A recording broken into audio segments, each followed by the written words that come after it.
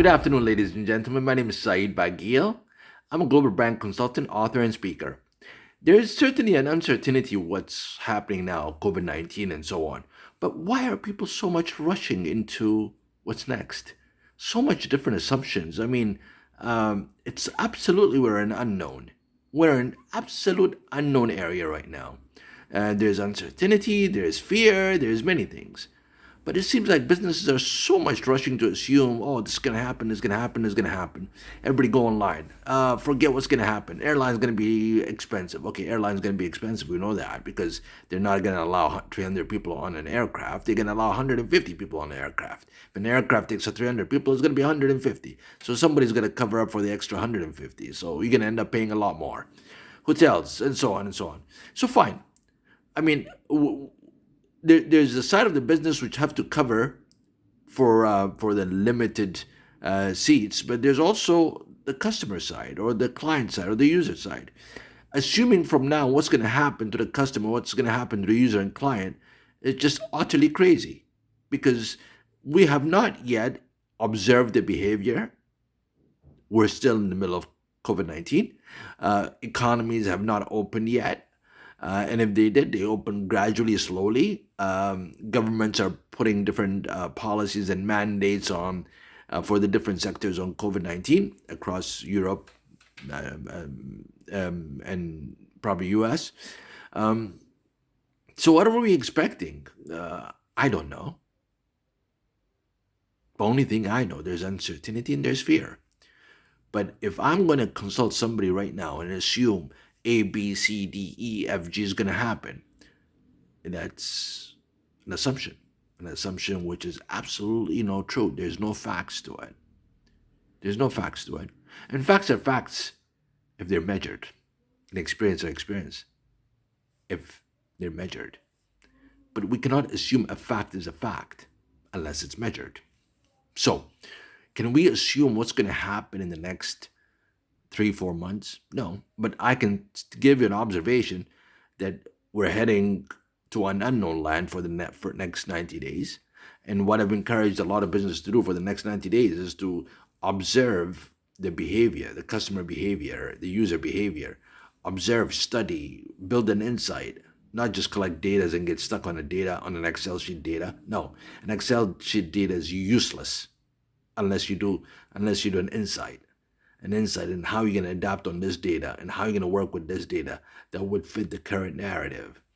And when we go forward to think about many different things, we intend to assume health is going to go up, restaurants are going to die out, hospitality is going to die out. Really? I mean, just based on the current crisis? I mean, there was a Spanish fly before, and there were many different crises before. There was World War I, World War II.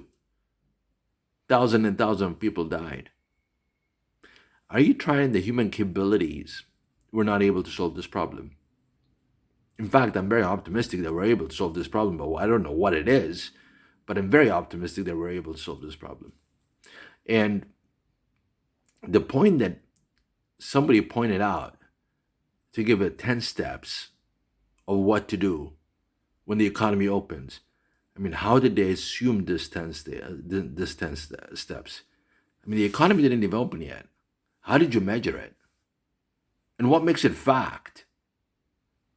Like I said before, a fact is a fact when it's measured. So how did you measure it? That you give me 10 steps to follow what's going to happen after COVID, when the economy opens. And COVID-19 is here to stay. We all know this truth. It's not something that's just going to leave tomorrow morning.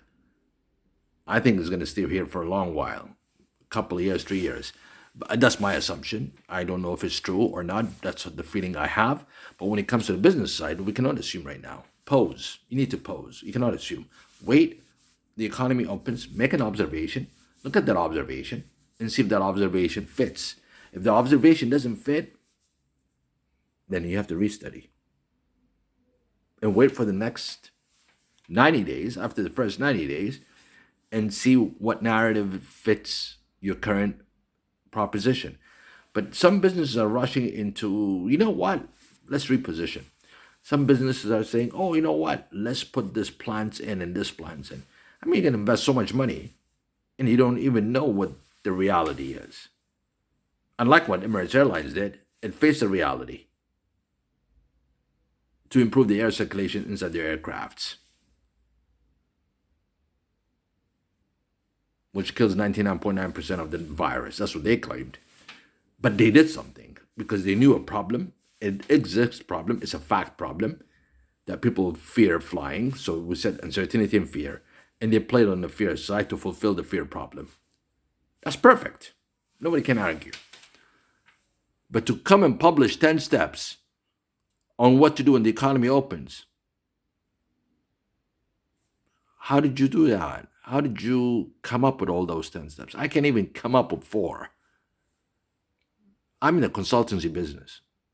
I consult clients. I don't know what's next. My current reality is Zoom. What's after Zoom? I don't know. But I'm definitely after solving a problem. If things don't go back the way they were, what am I going to do? I've definitely been working on it for the last 3 months. Definitely, but I'm still observing. My reality is that I'm dealing with clients on Zoom, and we're finding ways how we can work together if I don't fly in. These are observations. I'm building insights on them, you know? So let's not assume what's next unless there is fact. And fact is not measured unless it's what? It's experienced. And let's not be data sheep. Everybody tells me data, data, data. Show me the data. Show me the data. I mean, you cannot be a sheep that always requests the data. I mean, sometimes you got to play with your gut feelings also. And the data is useless unless you build an insight. When you take a data and you follow the data, you end up doing what your competitors are doing. You copy them. Isn't this what's happening around the market? Especially in the Middle East, when you go walk to supermarket aisles, everybody does what the other does. By the time you finish the aisle, it's like you can't even remember what was in the beginning of the aisle to the end of the aisle. Because point of difference, it's very difficult for us to break through in the Middle East. Thank you very much.